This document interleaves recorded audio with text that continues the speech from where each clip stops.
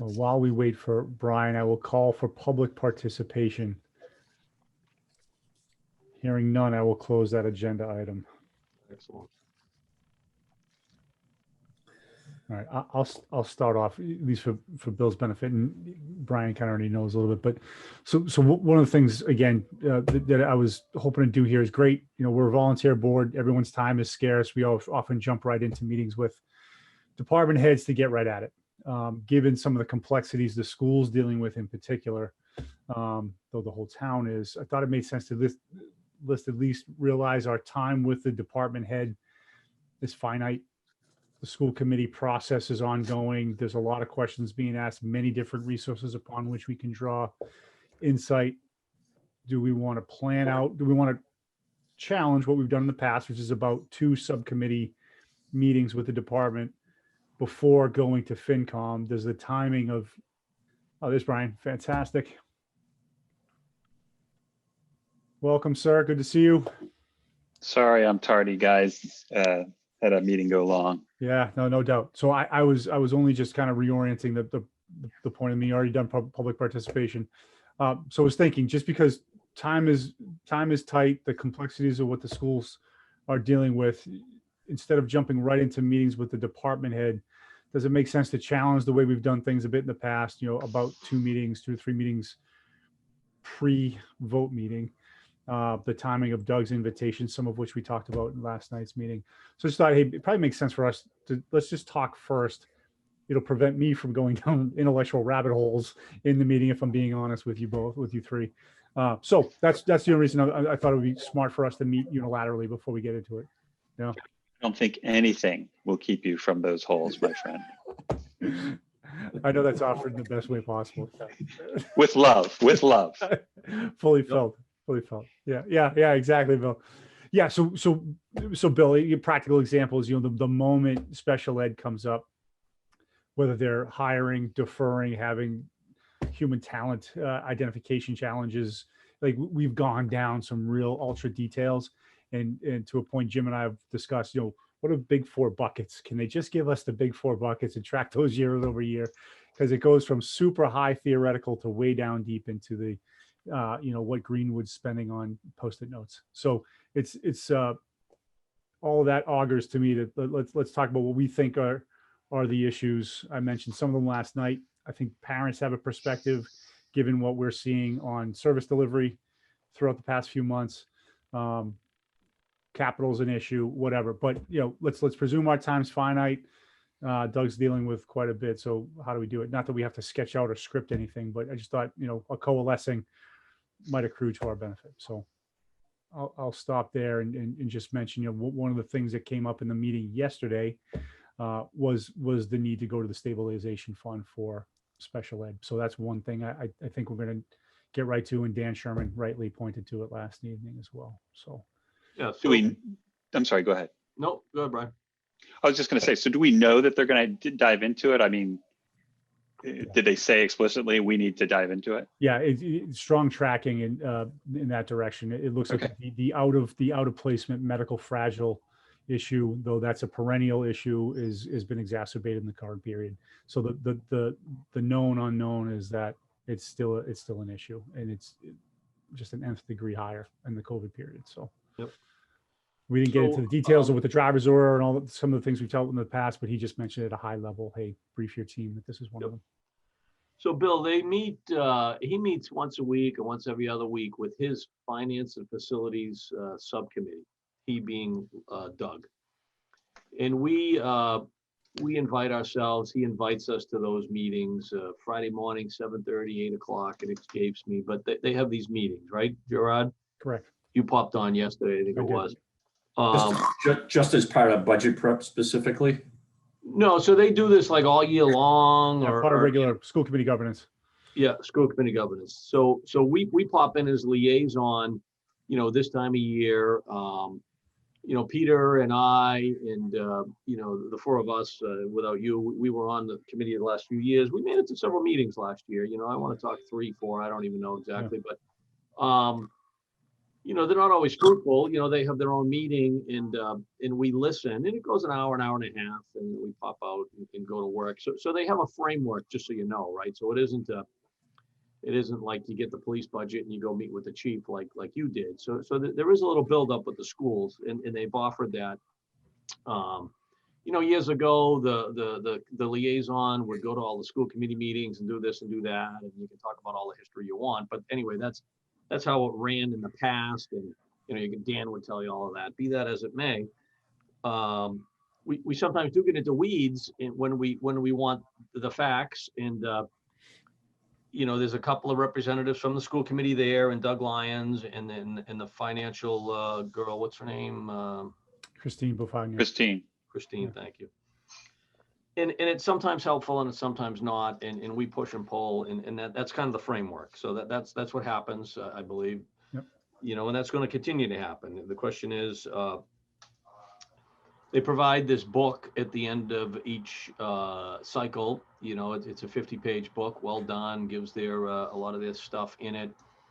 But when it comes before us and we want to know, well, what's your year-over-year increase for your salaries? Well, I don't know. You can go in Munis and get it. Here's Munis, log in, and either Brian logged in or Peter logged in. It's just they answer to the school committee, and we're an our sake to them is my synopsis of what happens. How'd I do? Yeah. That's pretty clear. They are certainly that in our level of financial projection, forecasting, and probably the better word, it is not really what they've been in the habit of doing. And I think that asymmetry between what we see all year from the other department heads has bumped up against the way they financially manage the department or the district. And that's been kind of where we've gone round and round. And some of the things you probably heard last year, whether it's a Doug, a Dan, myself in past years, like, guys, can you just give us this? It doesn't seem like a big lift. That's been kind of some of the areas of what I mentioned last night. My words speaking only, a bit of acrimony. It could have been avoided. So right.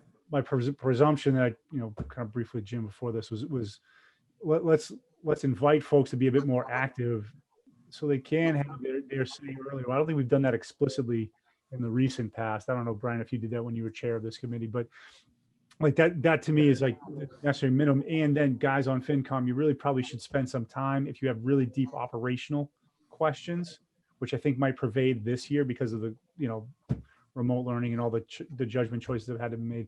Like, go listen to the operational oversight that Schoolcom's doing and that they did yesterday, right? But so that will allow us to focus on financial management issues as a subcommittee, bring that to that meeting at the end of the year, which is already long and busy, and we can talk about reserve fund transfer risk, reserve threats to our reserves and cash position generally in the context of hearing about the biggest budget in town.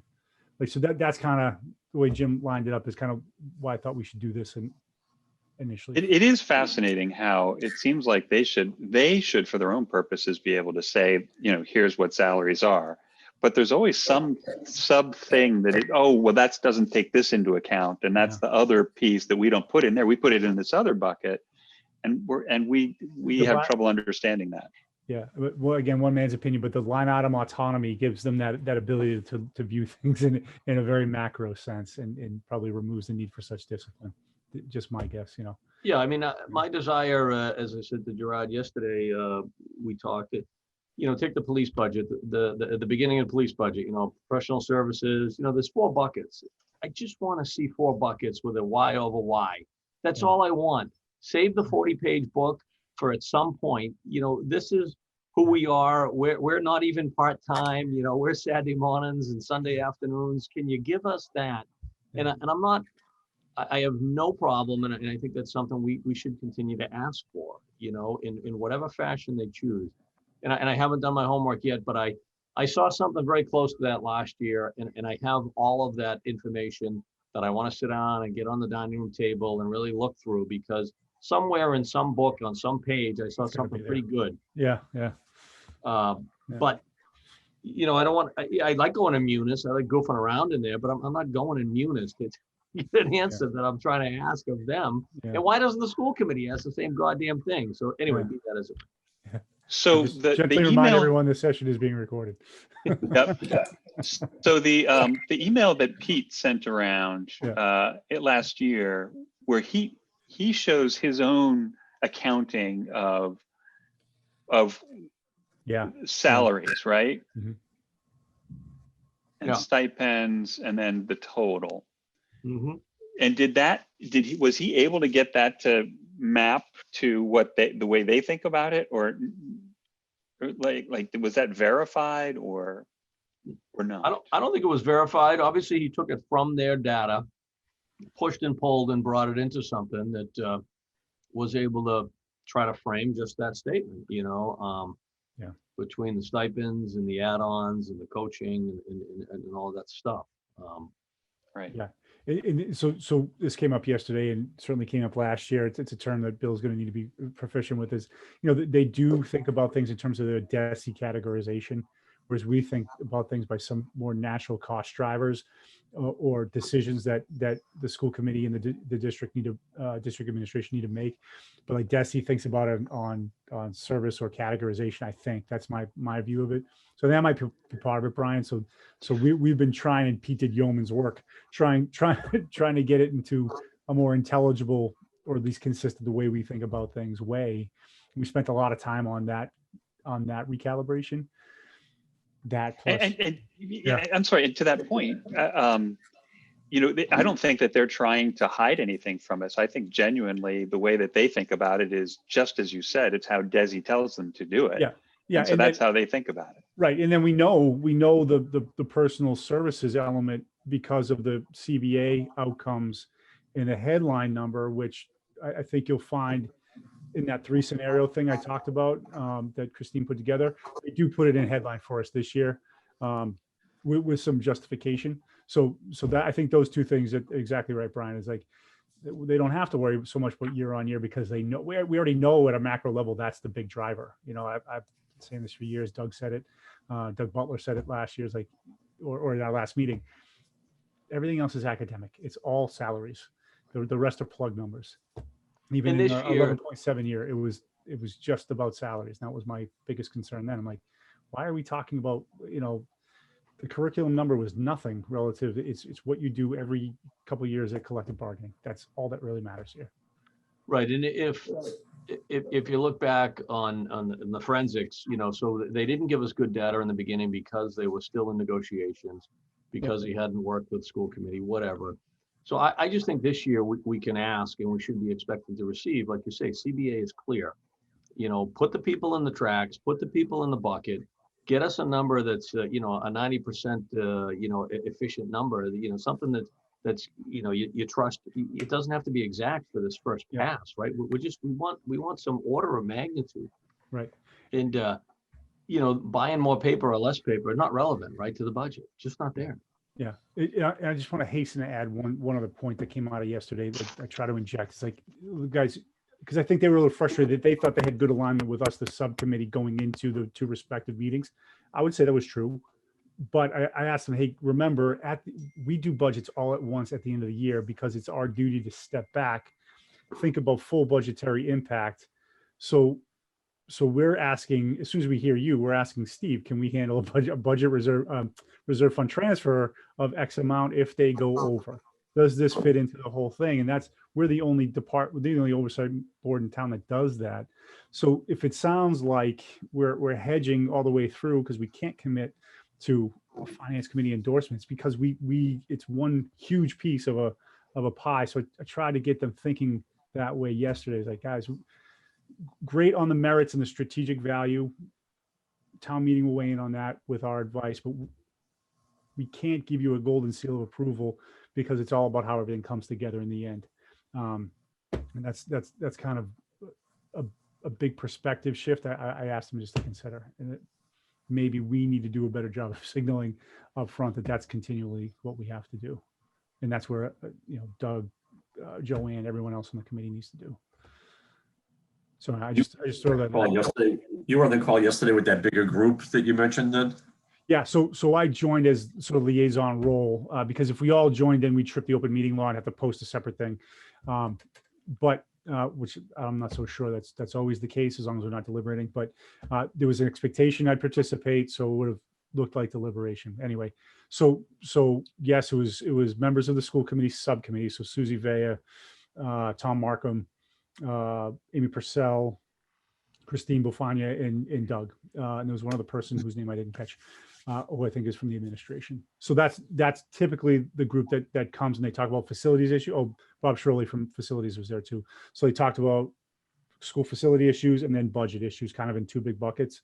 And then we went into this process for my part. And then I fell off the call around 9 o'clock to do some work. So that's how it went yesterday. And this is me conveying to you kind of the tone, tenor, and substance of what we talked about, with the agreement that, okay, let's get at least two. But my question to this group is two enough, you think? Or do we want to push for more? Is Doug coming in a couple of weeks, right? All that's on the table for 2022 planning as far as I'm concerned. When are they coming before us, FinCom? TBD. And so we discussed a little bit last night. My proposal to Jim was, let's have our subcommittee next Friday. I think it sounds good for everyone. Brian, I don't know if you have a big opinion on that, but I've asked them to pencil in 8 a.m. Thursday and Friday to give you guys something of a choice. And then have Doug come to our next full committee meeting as he did last year. And just give the really high level view to all of them. Hey, these are some big bucket complexities that we're dealing with. So he's going to talk about, hey, listen, we deferred hiring that we committed to under collective bargaining, and they and the unions bought in on how to defer it in the COVID response period. They want to start adding some of those people in now, and maybe defer out this year's ads to next year. So he's going to give us kind of an overview of some of the strategic decisions he's made so far to be cost conscious and to return some budget last year, and then what he's got to do this year. So there's some big macro issues that are going to come up.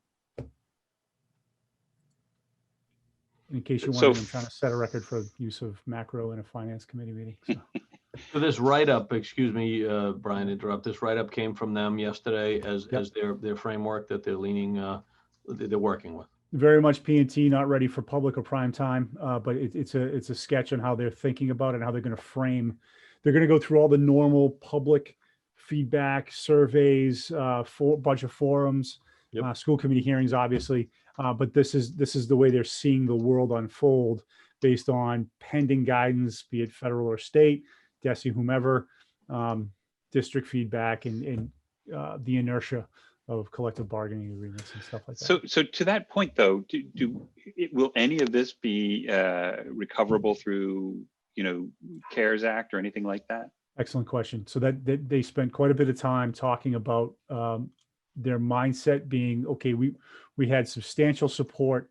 There were private donors, there were CARES Act things that are fading, right? And they're not budgeting based on what they don't know that they can rely on. So will there be another federal money drop? Who knows? So they're one of the things they wanted to signal, Brian, was we're trying to budget with what we know in future grants that haven't even presented in Congress yet. That's not one of them. That's shifting. And we did talk about, we hope the governor's budget stays and that the House and Senate in Massachusetts don't mess up with the extra Chapter 70 allocation that they got. But they don't know that. They don't know that. Right. So there's a lot of known unknowns. And do we have a sense for what Steve is willing to sit still for in terms of a percentage increase? Nope. So that to me has been another gap in our conversations to date. Going back at least a few years, I think Steve kind of green-lighted a few things to Kim Smith that we didn't really know about. So we were flying a bit blind there. And my point of view is we should probably, as we're assessing, get his point of view on some of this stuff. But I think we work for town meetings, so we have to come up with an independent point of view anyway, but an important stakeholder, no doubt. Bill? I just said Steve's not engaged in any way that you're aware of at this point, then with the school committee directly, or? Well, the other way, I think he and Doug are in regular discussions. Okay. Much like with the agreement to return the 400,000. Yeah. Okay. Yep. I think they are pretty Right. well aligned and they meet frequently. I mean, he said that to us in open meeting. So it's, I don't think that's changed at all. No, I don't think they're hiding the ball from him or anything like that. They respect each other's own processes. And the whole 4%, like Doug was really insistent about no 4% last year. And I try to tell Doug, this is in the past, like, look, we didn't come up with that out of nowhere. That's about a point of view on what is a good number while holding the whole financial picture, bond rating, reserve rates, all that in good stead as well, right? So that's our role, is to zoom out and do that. So but I get the sense that, if they go over 4 or 5, I don't know if Steve gave a specific target number or endorsed a certain scenario yet. I don't know that yet, but I think I'd agree we should at some point take that sensitivity in a. Right, but I think from the forecasting committee and from discussions, they're at 4.75, they're at 4.8. They're somewhere in the model. It's bigger than 4 this year for whatever the number, whatever the reason, and so not that we're going to take that, Brian, but it is in that 4.8 range, I think, as I recall. But baked into the model, knowing the CBA and whatever. So there was a number. I think there's a number there that we can work with, which they should be aware of if they're not yet. Again, as Gerard says, I think Lions is talking to Steve regularly, and they have this mindset. So. If I was Steve, I would definitely be talking to the person who runs half of my budget every year. Yeah. And so one thing we didn't get to, and I heard Steve kind of say it last night, though, the size of that school expenditure is going to be large. The impact on For a new high school. Yeah, I mean that's good. So we didn't talk about that at all. Bob did, spoke a little bit of some of the complexities in some of the meetings with the school building authority coming up, but nothing really budget impactful yet. So that might be another area we want to talk about, because we do a good job, or have done a good job, talking about the town's finances generally. The other part we need to really do a good job is taxpayer impact, because the addition isn't just where is money going this budget or this budget. It's this budget, or do we go to the taxpayer for more and give it to both, right? We don't often have that conversation, and other FinComs do around Massachusetts. So I think it's going to be largely a debt exclusion, but that falls right on top of our tax bills. It behooves us to really have an opinion about that holistically. You know what I mean? And that's where really people who are tuned in at town meeting will want to know that we did that analysis. Yep. I think we do. I just, whether we voice it enough or so that's another issue. I think financing costs and big project costs, capital requests, all that stuff we should spend some time on as well. Indeed. All right, so I think for me, trying to get a preliminary discussion with 4 buckets or whatever the right number of buckets is, having Steve come with some preliminary information early. I envisioned 3 visits, but at this point in mid-February, I think we're down to 2 visits, Gerard, to me, meaning him coming to the full committee. Right. Friday, and by the way, Friday next week is good for me. Great, thank you, Brian. Sorry. And if he comes in with a 75 or 80% confidence level with some numbers that he throws around in meeting 1 and then meeting 2, it's pretty well locked and loaded type of thing to me. Yeah, exactly. So that would be fact dependent to some extent, right? So the next step would be to meet with these guys to review these 3 scenarios. Is that what they're implying from yesterday? Yep. So I think we aligned on that pretty clearly yesterday. It's like, hey, I'm going to get the framework thinking about three scenarios to the rest of the FinCom. Prepare you guys a little bit with what we talked about yesterday, and then come so you guys can ask your own questions and take your own independent points of view from probably a more detailed explanation than I got yesterday. But that's exactly it. So I think that sets us up and puts us on a nice pathway for the rest of the budget season. Okay. How much time should we put aside for next Friday, Gerard? Oh, geez, I didn't even think about it. So we've gone long recently. I would say an hour, but Jim, I don't know if you or Brian have a point of view on last sessions. When's it start? Is it 7:30 or 8 o'clock? I think we have some discretion, but he seems to have been starting 8 o'clock for his other school subcoms. I'm free till 10 on Friday. Okay. Yeah, I just blocked my calendar for 2 hours. Okay, Yeah, the I 2 hours appreciate is that. gonna be realistic. Yep. I will nudge that then and see if they have that So you're availability. shooting for Friday, correct? That's what the consensus is? Yep, Friday I the could, 19th for I 2 could hours. I could start at 7:30. I'd be happy to do that if you guys want over there.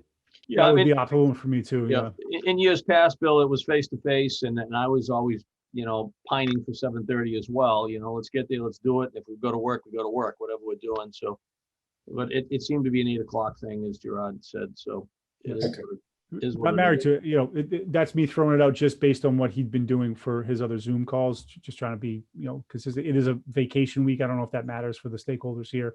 For me, it doesn't much matter. We're not going anywhere, and I'm working, so I'm fine with it. I'll throw it out there as a proposal and we'll settle it, but some range between 7:30 and 10, if you guys are cool with that. A bit earlier is good for me, and the earlier I get to the office, the better. So.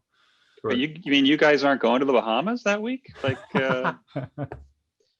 Truth be told, I'm going to Florida till Wednesday night. So good for you. where are you going? Sarasota, one of my lovely daughters and her girlfriend rented an Airbnb so they can work remote from Sarasota for a month. And the old man's here slugging it out in the snow, and the 25-year-old's down there with her girlfriend. God love Such an innovative generation. You want them all to do better than you did, and it's just a classic. And she has. I can't believe this. So Mission accomplished, Jim. yeah. So anyway, I'm flying in Wednesday night, and blah blah blah. So Friday is good. Yeah. Okay. I have to just quickly tell you, one of my customers, as soon as COVID happened last year, he went and bought himself a camper van and visited all the state parks because he did every meeting from there and just traveled all over the country, had a ball, he and his family. Amazing. Yeah. That's If you can see, I'm in my office, so I've been in my office. You can't manage people remotely very well. So. No, it's true. Yeah, I've been going into. All right, so we threw out a couple of things here. Substantively, special ed, capital/school projects, if you will, compelling them to get the 4 buckets, high-level metrics. Maybe that helps crystallize everyone's thinking in more symmetry with the rest of our process.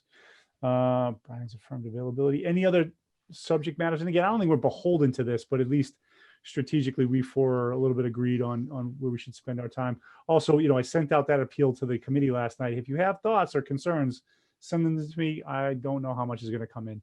But No, it might be worth it might be worth just sending an email around to everybody and saying, hey, look, I just want to remind you that in anticipation of having a monster session, let's get as many of our concerns to these guys as early as we can in the process. That's a great point. So I was going to do that. I'll send them individually so no one replies all and creates an open meeting problem. And well done, it wouldn't be deliberation, Jim, or because it's not a quorum of the subcommittee. So I think me sending one individual email to everyone saying, hey, I was genuine in the subcommittees want to hear your feedback well before the April meeting. This is really going to drive a great result. This represents X percentage of our entire budget. It's clearly the biggest show in town. We need to. Yeah. Thank you, Brian. That's a great suggestion. I will certainly do that. Anything else that you guys wanted to cover? My objective for this meeting is somewhat accomplished. No. No, So our do you objective for the subcommittee all along is to nail down a number early and often, Bill, and that's the challenge with this group. Bottom line, they answer to the school committee. They don't answer to the town council. They don't answer to Steve. We're the only people they talk through, and they don't answer to us either. No, we continue to try to do a better job to be that representative, and here we are. Yeah. So, Gerard, do you think that they have heard our request and are willing to work on 4 buckets of numbers, or do you think the answer is, as it has been, pound sand? The numbers are in Munis. Go look at it. Yeah, so I don't know. I didn't get into the mechanisms or the extent of Pete's good work from last year. I didn't even bring that up. That's a good question. But I think if we explain the value it is to us in breeding consensus or constructive dissent, and it would be valuable to them too. Yeah, that's what I'm saying. Yeah, I would tend to agree with you. Yes, yeah. That spoonful of sugar, I think, has been lacking so far.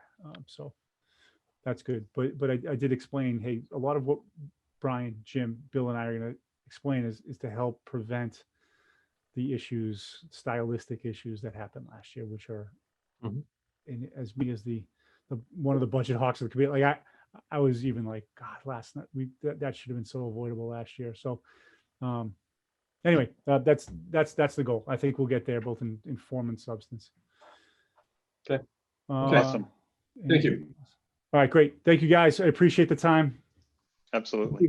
Happy Valentine's Day, man.